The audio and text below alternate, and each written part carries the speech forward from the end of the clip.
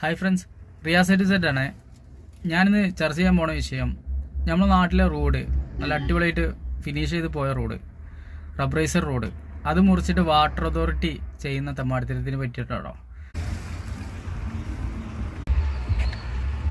ഇവിടെ നിന്നാണ് തുടങ്ങിയിട്ട് പിന്നെ നേരാക്കിയിട്ടില്ല എന്നുള്ളതാണ്. മന്ത്രി ഉദ്ഘാടനത്തിന് വന്നപ്പോൾ ടൗണിലുള്ള എല്ലാ കോൺക്രീറ്റും കാര്യങ്ങളൊക്കെ ചെയ്തു.